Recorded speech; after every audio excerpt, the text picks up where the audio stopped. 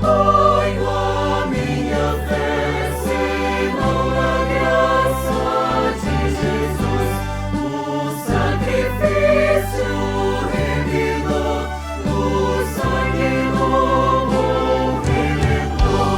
A minha fé e o meu amor estão firmados no Senhor, estão firmados no Senhor.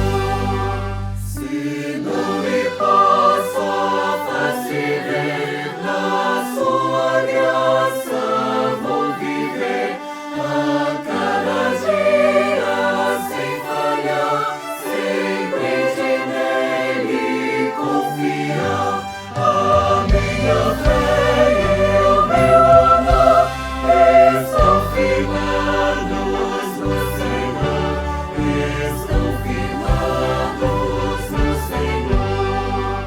Seu juramento é muito leal, abriga-me no temporal.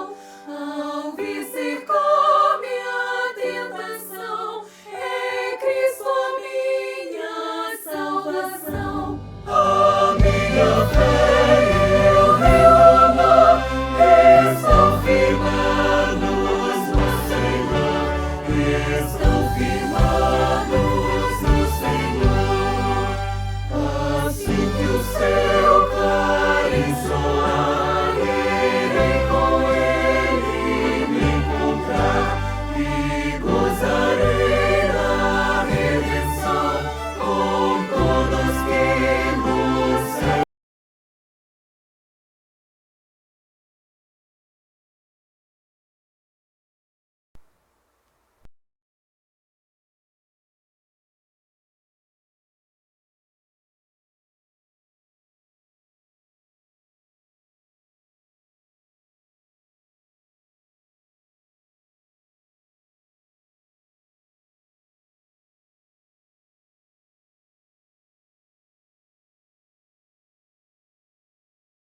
Nossa missão é proclamar a palavra de Deus a todos, fazendo discípulos, ensinando-os a servir uns aos outros no amor de Cristo. Meus queridos, nessa ocasião nós queremos orar por todos que nos ouvem e por aqueles que estão sofrendo alguma tribulação, algum sofrimento, alguma dor. Oremos. Nosso Deus e Pai, nós estamos aqui para proclamar a Tua palavra. Oramos pelos nossos ouvintes, pelos nossos amados que estão aí em sua casa, por aqueles que se encontram doentes, ou por aqueles que estão passando por alguma tribulação. Senhor Jesus, nós cremos que o Senhor Jesus veio buscar e salvar quem se havia perdido. Nós cremos que em Ti está o manancial da vida, em Tua luz nós veremos a luz. Nós cremos que Jesus é a luz do mundo. Nós cremos que aquele que Te segue não andará em trevas, mas terá a luz da vida. Por isso nós Te pedimos que o Senhor venha iluminar o caminho escuro do nosso irmão e amigo, que o Senhor venha socorrer os que sentem dores, que o Senhor venha amparar aqueles que se sentem desamparados, socorrer os que estão precisando de socorro em alguma tribulação, e que o Senhor venha conceder a salvação aos que se encontram perdidos em seus pecados, e que o Senhor venha restaurar os caídos, os fracos, e o Senhor venha conceder paz e libertação aos que se encontram oprimidos, e que a Tua palavra possa cumprir o seu propósito na vida de cada um. Em nome do Senhor Jesus, amém. Amados de Deus, queremos hoje tratar de um tema.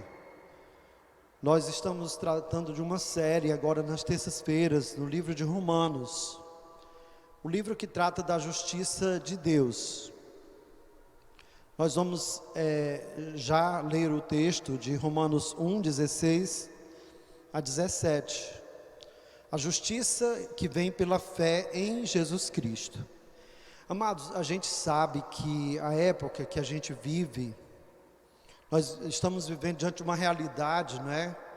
De muito sofrimento, de muita dor por conta da pandemia, por conta de todas as lutas que cada um de nós enfrenta.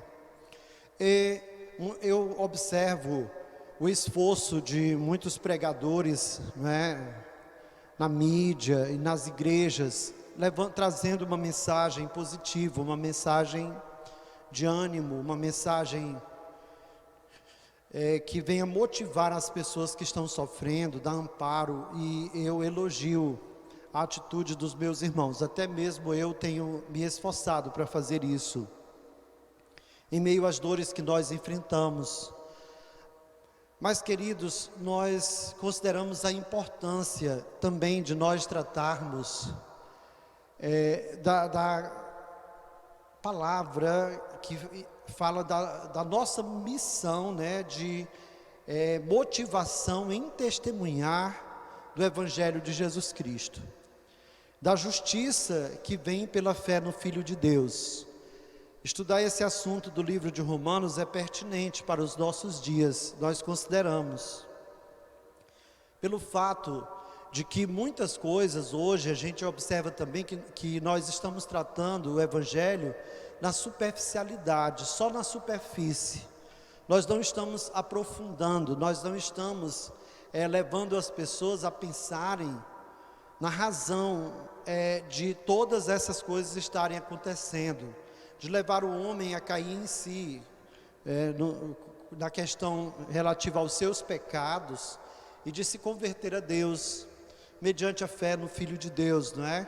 E por isso que nós queremos tratar da justiça de Deus, que é exatamente a ação de Deus em perdoar, restaurar o pecador, mostrando a ele o seu pecado, operando nele a conversão, operando nele a transformação de vida, operando nele uma nova vida. É disso que trata a justificação pela fé em Jesus Cristo, uma ação vinda diretamente de Deus, não do homem. O homem não pode justificar a si mesmo, no que diz respeito à sua espiritualidade, aos seus pecados. Só Cristo pode, então, fazer essa obra de salvação, de justificação, e de dar ao homem fé e operar nele o arrependimento. Nós vamos ler aqui um texto na carta de Paulo, e ele fala do assunto da epístola, que é a justiça pela fé em Jesus Cristo. Pois não me envergonho do Evangelho, diz ele, porque é o poder de Deus para a salvação de todo aquele que crê, primeiro do judeu e também do grego, visto que a justiça de Deus se revela no Evangelho, de fé em fé, como está escrito, o justo viverá por fé. Irmãos, a gente observa nessa carta, Paulo ainda não conhecia esses irmãos, ele fala do desejo de conhecê-los. Paulo certamente ouviu falar de tudo que se passava ali naquela igreja, dos crentes judaizantes, dos gentios, e ele então fala das suas credenciais. Ele também fala da sua intenção de estar ali com os irmãos um dia, e então ele vai direto ao ponto, o assunto da sua carta, que é a justiça de Deus. Diante de que Deus, ele amou o mundo de tal maneira, não é, como diz João 3,16, que deu seu Filho unigênito, para que todo aquele que nele crê não pereça, mas tenha vida eterna. E nessa situação, Paulo inclui judeus e gregos, judeus e gentios. Todas as pessoas estão debaixo do pecado, todas as pessoas carecem da glória de Deus. Todos nós, então, estamos debaixo da graça do Senhor, quando cremos. Então, ele destacou as razões pelas quais ele não se envergonhava de pregar o Evangelho. Cria ser o Evangelho, o poder de Deus, para a salvação de todo aquele que crê. Via manifesta no Evangelho a justiça de Deus, e ele fala de fé em fé, destacando que o justo viverá por fé. Irmãos, essa mensagem, ela tem impactado, impulsionado a vida de homens e mulheres do passado e hoje no presente. Essas pessoas têm sido movidas pela mensagem salvadora do Evangelho, inclusive esse que vos fala. Ainda hoje o Evangelho revoluciona a vida dos que creem, impulsionando-os a anunciá-lo a tempo e a fora de tempo. E qual é a razão pela qual pessoas de todos os tempos, culturas, raças e nações, contra a própria vontade dos que ouvem a palavra que eles anunciam, essas pessoas teimam em anunciar a palavra de Deus, não é? É a pergunta que a gente vai tentar responder no decorrer do nosso encontro aqui. Em primeiro lugar, eu quero destacar as palavras do texto. Paulo fala assim: eu não me envergonho do Evangelho de Cristo. Quando uma pessoa fala dessa forma, é porque, sinceramente, essa pessoa já foi confrontada com situações em que ela foi tentada a se envergonhar, né? Paulo está afirmando assim: eu não me envergonho do Evangelho de Cristo. Então ele já tinha sido confrontado em situações que uma pessoa poderia se envergonhar. Analisando a história de Paulo, a gente sabe que Paulo era um perseguidor do Evangelho. Paulo hostilizava o Evangelho, tinha testemunhado a favor da morte de pessoas por causa de Cristo, dessas pessoas crerem em Cristo no passado. E Paulo era um homem extremamente culto, né? Ele tinha duas cidadanias, ele era judeu, mas também ele tinha cidadania romana. Paulo era uma pessoa extremamente instruída, ele estava ali com os seus amigos filósofos, né? E com os seus líderes rabínicos, e ele teve então que, não por sua própria vontade, romper com todas essas classes e anunciar uma mensagem que era escândalo para esse povo, para essas classes de pessoas. E Paulo chega a dizer, numa certa ocasião, chegou a dizer que ele reputava todos esses títulos, todas essas relações que ele tinha de fama, como perda, né? Ele considerava como esterco, como estrume, para ganhar a Cristo. Então era um homem firmado em sua justiça própria, em as suas habilidades, em sua filosofia, os seus estudos de filosofia, de teologia. Ele cria na palavra de Deus, mas ele não tinha um relacionamento com Deus, um relacionamento salvador. Ele não considerava Jesus Cristo Senhor e Salvador e Redentor, como nós consideramos hoje, os que creem. Então Paulo teve um encontro marcante em sua vida, um encontro com Jesus. O Senhor o converteu e um milagre ocorreu, o milagre da redenção, né? O Senhor o redimiu, o libertou, o salvou, né? E ele passou então a ser um anunciador das boas novas. Amados, em se tratando de vergonha, envergonhar, diz que um pregador, de forma muito rude, no passado, ele pregou para a sua congregação o seguinte: vocês se envergonham de coisas que vocês não deveriam se envergonhar, e vocês não se envergonham de coisas que vocês deveriam se envergonhar. E no final, o último ponto foi: alguns de vocês não têm vergonha, né? São sem vergonha. Então foi uma mensagem muito rude, né? Nós sabemos que existem nações, existem povos que em seu comportamento eles são marcados pela culpa, né? Sabe-se que se um japonês, uma autoridade japonesa, asiática, for pega em algum crime, alguma coisa que fira a sua moral, é muito comum que pessoas lá pratiquem o suicídio, em nome da honra. A vergonha é tão grande que eles tiram a própria vida, né? E existem povos que eles têm vergonha do que eles praticam. Então, como é que eles fazem? Numa cultura mais liberal, assim, no caso do liberalismo, né? Social, as pessoas tentam ocultar os seus pecados, os seus erros, os seus maus hábitos, né? E há classes de pessoas que elas não têm vergonha, elas não se envergonham, elas praticam coisas que a sociedade julga inconveniente, e elas dizem assim: eu faço o que o meu instinto manda, né? Eu não tenho problema algum com isso. Se alguém tiver, mas eu não tenho. Então nós vivemos uma situação aqui no Brasil onde a muitos falta a vergonha, né?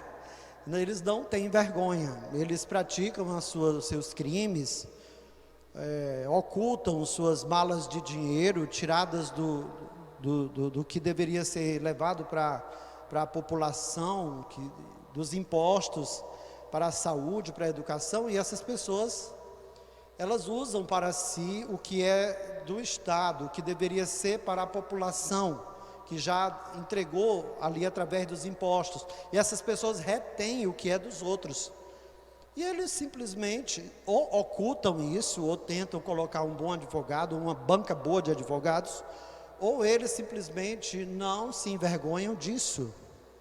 Estamos tratando da classe política, e agora na classe religiosa também, nós somos levados, se não cuidarmos, a sermos profundamente hipócritas, né, e ter um discurso de que Cristo me salvou, Cristo me libertou, eu sou de Cristo, eu sou de Deus, eu me converti, e na verdade a pessoa pode então apresentar exatamente daqui a pouco um discurso ou um comportamento completamente alheio à palavra de Deus, alheio a Jesus Cristo.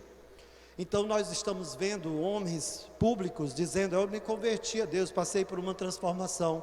Daqui a pouco essa pessoa faz apologia à matança, ao ódio, né? Ao racismo, a todo tipo de violência. Então a gente vê assim, onde está Cristo na vida dessa pessoa? Onde está o Evangelho na vida dessa pessoa?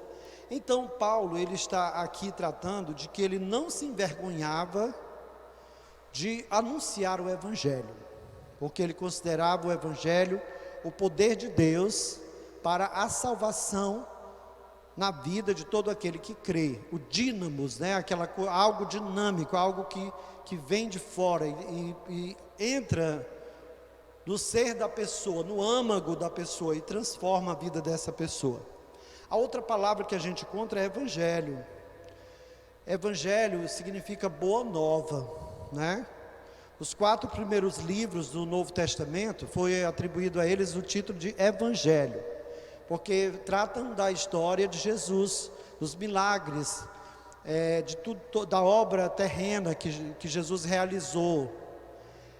Mas a palavra Evangelho vem então dizer da boa nova, boa notícia, daquilo que Deus fez pelos pecadores, que Deus justifica o homem mediante a sua escolha, transformação, eleição.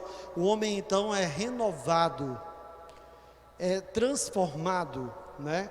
Essa palavra poderosa, que não depende de uma pessoa, ou de um grupo, ou de uma religião, vem do poder de Deus, pelo Espírito Santo de Deus. E o texto também trata da justiça de Deus, que é exatamente isso, essa ação dentro da salvação, que é a justificação pela fé. Então nós estamos tratando desses assuntos aqui nesse momento.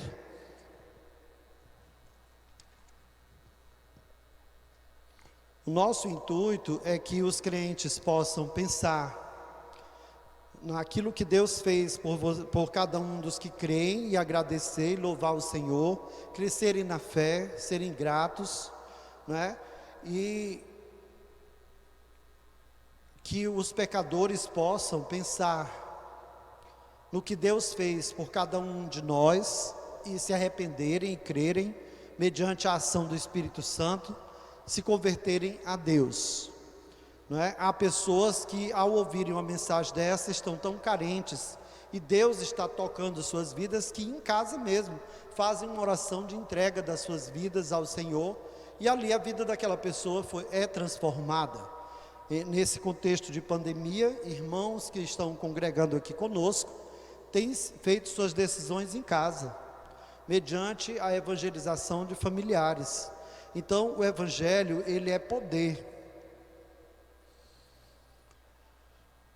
A boa nova no poder do Espírito Santo. Irmãos, lá em 2 Coríntios 5,17, a Bíblia diz assim: assim que se alguém está em Cristo, nova criatura é. As coisas velhas já passaram, eis que tudo se fez novo. Isso fala do novo nascimento, né? Fala desse poder do Evangelho, da ação de Deus em resgatar o pecador, em transformá-lo. E a justificação pela fé, ela trata de que isso não depende do ser humano, não é por mérito humano, não é que o homem tenha fé para ser salvo, não é que a pessoa tenha se arrependido por si mesmo, isso agora eu vou me arrepender, eu vou me decidir ir para tal igreja, e agora eu sou salvo. Não, uma pessoa pode, por amizade, por vários motivos, entrar numa igreja, mas entrar numa igreja e participar da membresia dela, não significa que essa pessoa seja então nascida de Deus. Então muitas pessoas estão povoando as igrejas e precisam fazer um exame de consciência e pensar assim: eu tenho sido uma nova criatura, Jesus me fez uma nova criatura, eu já nasci de Deus, eu já me arrependi dos meus pecados, existe em minha identidade espiritual o DNA do Espírito Santo, o Senhor me transformou, eu gosto de estar com o povo de Deus, eu tenho saudade da casa de Deus, eu tenho me enojado dos meus pecados, eu tenho amado o Senhor. Isso faz parte daquela pessoa que é justificada. A Bíblia diz em Efésios 2, de 8 a 10, porque pela graça sois salvos, por meio da fé, e isto não vem de vós, é dom de Deus, não vem das obras, para que ninguém se glorie, porque somos feitura sua, criados em Cristo Jesus para as boas obras, as quais Deus preparou para que andássemos nelas. Então, o desejo de Deus é que todos os homens sejam salvos, todas as pessoas. O desejo de Deus é que todos sejam alcançados, embora a gente saiba que nem todos se renderão à mensagem do Evangelho, embora a escutem. Nem todos serão transformados. A Bíblia diz que o Evangelho, ele tem poder, ele é poder porque ele produz nova vida, como a gente já leu. O Evangelho é poder porque na ação de justificar, de redimir o pecador, de salvar, os pecados dessa pessoa são perdoados. Jesus é o Cordeiro de Deus que tira o pecado do mundo. E isso não é só uma mera reza, um lema cristão, isso é uma realidade. Jesus veio para tirar os nossos pecados, e Ele tira. Ele veio nos salvar do poder do pecado, né? O crente no presente, ele é salvo do poder do pecado. Um dia, quando nós formos glorificados, nós vamos estar totalmente livres do pecado. Uma das coisas que o Evangelho é considerado poder, e ele é poder porque ele faz com que a pessoa tenha paz com Deus, harmonia com Deus, essa pessoa tenha comunhão com Deus, mediante os seus pecados perdoados e mediante uma vida que agrade ao Senhor. Outra coisa, o Evangelho, mediante a ação da rendição da pessoa se entregar a Deus e crer em Jesus Cristo, essa pessoa se torna filha de Deus. Todas as pessoas do mundo não são filhas de Deus, todos nós somos criaturas de Deus. Nós, pela fé em Jesus Cristo, nos tornamos filhos por adoção. A Bíblia diz: em quem também vós estáis, depois que ouvistes a palavra da verdade, o evangelho da vossa salvação, e tendo nele também crido, fostes selados com o Espírito Santo da promessa. E diz mais que Jesus veio para o que era seu, e os seus não o receberam, mas a todos quantos o receberam, deu-lhes o poder de serem feitos filhos de Deus. Então, uma pessoa é feita filha de Deus, mediante o arrependimento de seus pecados e a fé em Jesus Cristo. Irmãos, crer em Jesus também significa obedecer, né? Daí a nossa filiação com Deus, daí a nossa harmonia com Deus. A pessoa não é salva pelos seus méritos, mas quem é salvo, essa pessoa deseja, essa pessoa anseia obedecer. Crer em Jesus Cristo significa viver debaixo dos ensinamentos do Mestre, orientado por eles e em obediência a esses ensinos. Então, amados, o texto também diz aqui em Romanos 1,17 que nele, quer dizer, no Evangelho, se descobre a justiça de Deus de fé em fé, como está escrito: mas o justo viverá da fé.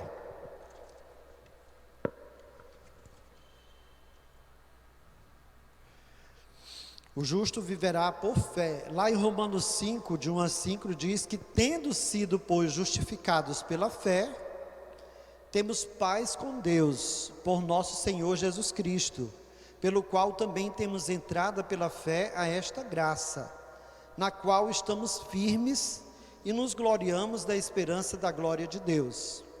E não somente isto, mas também nos gloriamos nas tribulações. E ele então discorre sobre as experiências que o cristão vive, mas debaixo da dependência do Senhor, justificado, quer dizer, de fé em fé. O Senhor vai salvando individualmente cada pessoa. E a salvação, ela não é assim porque uma pessoa resolveu se agregar a uma determinada denominação religiosa.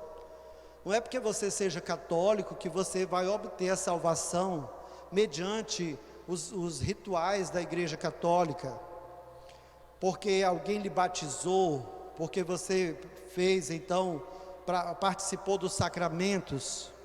Não, a salvação, a Bíblia defende, os reformadores tentaram mostrar para o mundo em sua época, que não era pela religião, pela prática dos ritos religiosos que alguém alcançaria a salvação. Às vezes, pessoas que ainda não foram discipuladas e que ainda não compreenderam direito as Escrituras, dizem assim: nós estamos batalhando pela nossa salvação, né? Nós estamos nos esforçando para a nossa salvação.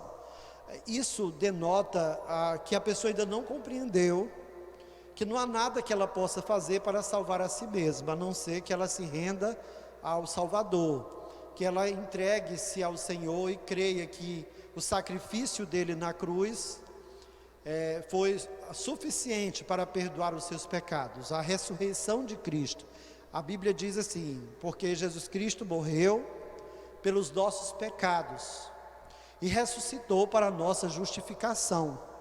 Então, a fé nisso que Deus fez por nós, na providência de Deus, que Cristo morreu a seu tempo para nos salvar as pessoas do passado, as do presente e as que ainda virão, é que nos salva. Eu passei muitos anos da igreja sem compreender isso para a minha vida, e isso me fazia sofrer. Isso me fez mergulhar no ativismo, porque eu tentava agradar a Deus estando no templo, estando servindo na igreja. Eu dizia assim: eu preciso me salvar, e para eu me salvar, eu preciso fazer isso, isso e isso. Não há nada que você possa fazer para se salvar. Só Jesus Cristo salva. Essa frase, só Jesus Cristo salva, ela precisa ser explicada para as pessoas, porque na verdade as pessoas às vezes dizem isso, mas estão se esforçando, estão dizendo: nós estamos batalhando pela nossa salvação. Não, a salvação em Cristo já foi providenciada, quando Ele morreu lá na cruz do Calvário. Aleluia, que eu compreendo isso hoje, não é? Porque isso me deu paz. O Senhor me resgatou, me salvou, me libertou. Ele tirou os meus pecados, mediante o seu sacrifício lá na cruz. Mediante a sua ressurreição, eu tenho esperança de uma nova vida, de uma vida eterna, ao lado de Deus. Isso é disso que esse assunto trata: o Evangelho, o poder do Evangelho e a justiça de Deus. Então, a justiça de Deus, ela fez, Deus em sua justiça, fez com que todos nós fôssemos colocados debaixo do pecado, para Deus usar com todos da sua misericórdia, para que ninguém possa se gloriar, dizer assim: eu fiz isso, eu ganhei minha salvação, não é? Não, todos nós ficamos debaixo do pecado, para com todos Deus usar de misericórdia. Mas nós precisamos hoje ouvir o Evangelho e crer.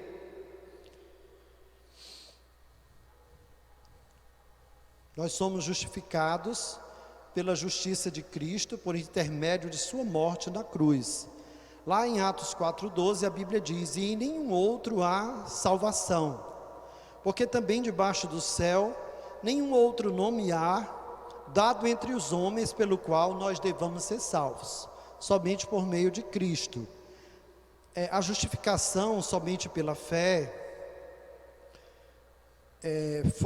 foi um dos lemas, característicos da reforma. Mostra que Deus considera os cristãos justos, isto é, Ele os justifica por causa de sua fé e não de suas obras. Esse conceito deve ser distinguido claramente da ideia equivocada de que Deus considera os cristãos justos com base em sua fé, isto é, pelo fato de possuírem fé. Os cristãos não se tornam merecedores da justiça de Deus por fazer obras ou por ter fé. São tidos como justos com base na justiça de Cristo, que lhes é imputada por meio do veículo da fé. Então a fé é um instrumento de Deus na nossa vida para nos salvar. Não é que eu tenha fé para ser salvo por mim mesmo. Então é isso que nós estamos querendo explicar. Outra coisa, o Novo Testamento afirma repetidamente que os cristãos são salvos com base na obra de Cristo em seu favor, e não com base no seu próprio mérito. Em Romanos 3, versículos 22 a 24, o texto sagrado diz assim: justiça de Deus, mediante a fé em Jesus Cristo, para todos e sobre todos os que creem, porque não há distinção, pois todos pecaram e carecem da glória de Deus, sendo justificados gratuitamente por sua graça, mediante a redenção que há em Cristo Jesus. E diz mais do versículo 25: a quem Deus propôs no seu sangue, como propiciação, mediante a fé, para manifestar a sua justiça, por ter Deus, na sua tolerância, deixado impunes os pecados anteriormente cometidos.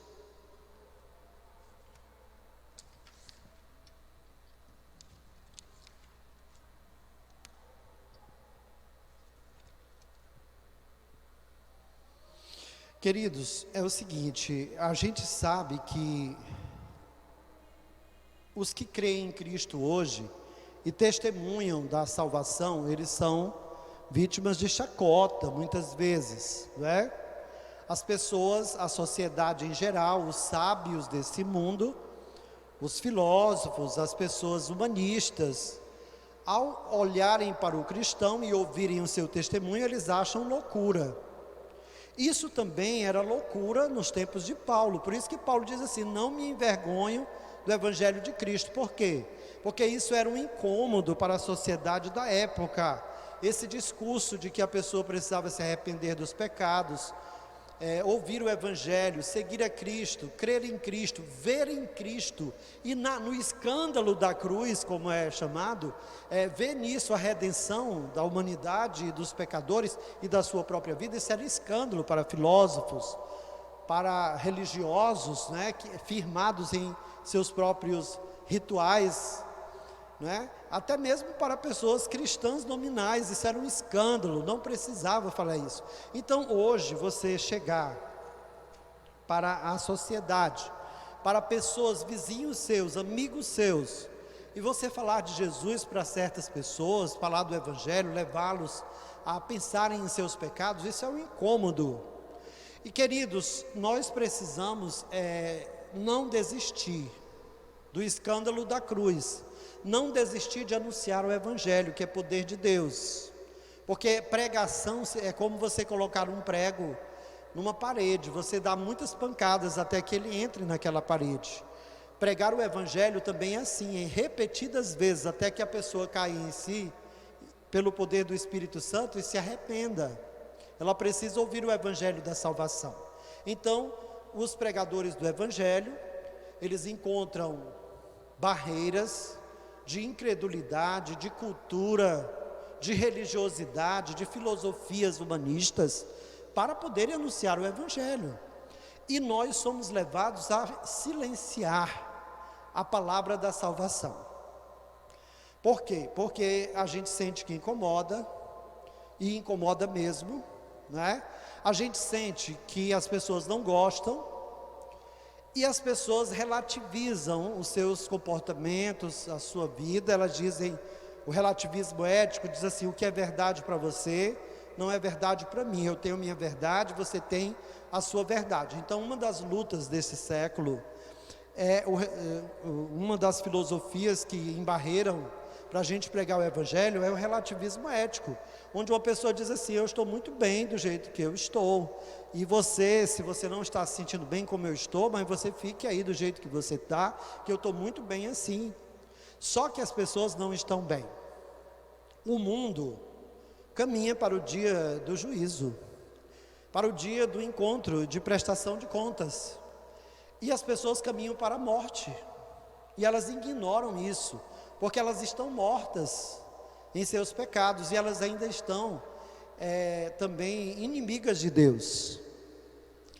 Elas não são filhas de Deus, embora digam que são, que creem em Deus. Então, amados, por isso nós precisamos continuar ensinando o Evangelho para os nossos familiares, para os nossos vizinhos, para os nossos amigos. E nós precisamos também orar para que Deus abra os olhos dos cegos, ilumine o entendimento dos incrédulos. E nós precisamos então nos agarrar à palavra de Deus, porque não sei se foi Lutero que dizia o seguinte: nós precisamos ler o Evangelho todo dia, porque todo dia a gente se esquece dele, né? Martinho Lutero falava assim: é importante, é essencial que a gente leia e revise o Evangelho todo dia, os Evangelhos, porque facilmente nós nos esquecemos dele. Então, amados, nós precisamos ler as Escrituras, nós precisamos meditar nas Escrituras, nós precisamos continuar crendo nas Escrituras, e só as Escrituras que é a verdade pura, não é? A verdade está na Bíblia. Só a fé, que nós defendemos a fé em Jesus Cristo, e só a justiça de Deus, só o Evangelho. Não tem outra maneira de a pessoa ser nascida de Deus e ir para o céu, pelos seus próprios méritos. Então nós almejamos que você, neste século 21, em plena pandemia, revise o Evangelho na sua vida, leia as Escrituras, pense que só a fé em Cristo pode salvar a sua alma, e que a fé é dada por Ele, que você clame. A Bíblia diz que todo aquele que invocar o nome do Senhor será salvo. Clame ao Senhor Jesus e peça: Jesus, salva minha alma, perdoa meus pecados, limpa meu coração, me dá uma nova vida em Ti, como a palavra ensina. Me fala da Tua palavra, se ela é verdade, fala comigo, Senhor, através do Evangelho, e o Senhor vai salvar a sua alma sim, porque se você clamar, se você pedir, se você invocar, o Senhor vai te ouvir, e Ele pode assim te escolher, te chamar, e fazer assim como Ele fez na minha vida. Deus abençoe você tremendamente, a paz do nosso Senhor Jesus Cristo, um abraço fraterno à Primeira Igreja Batista em Camusim, aos nossos amigos, familiares, a todos que nos escutam.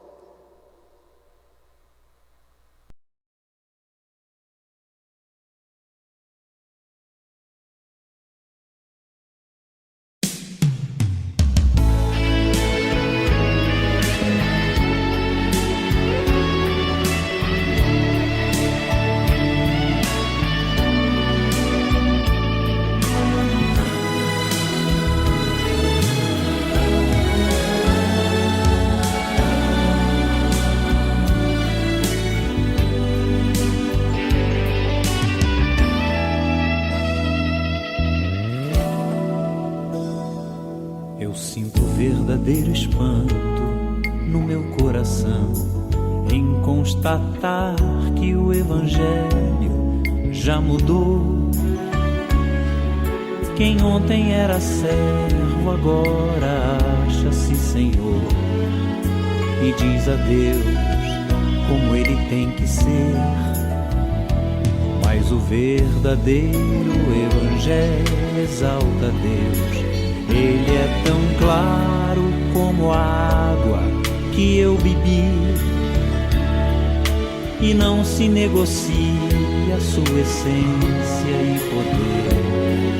Se camuflado a excelência perderá. O Evangelho é que desvenda aos nossos olhos e desamarra todo nó que já se fez.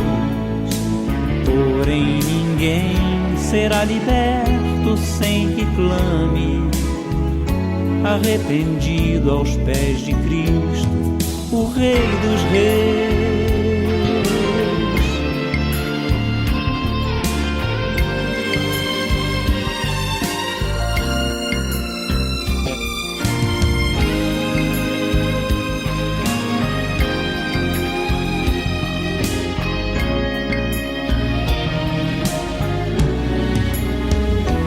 O Evangelho mostra o homem morto em seu pecar, sem condições de levantar-se por si só, a menos que Jesus, que é justo, o arranque de onde está e o justifique, o apresente ao Pai.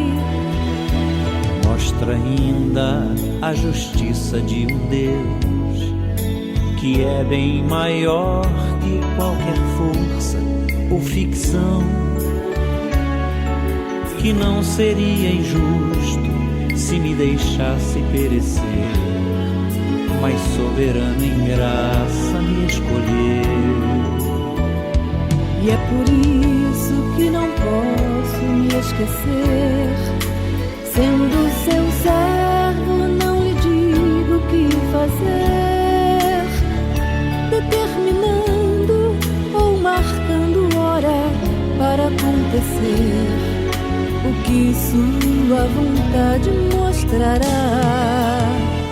O Evangelho é que desvenda os nossos olhos e desamarra todo nó que já se fez.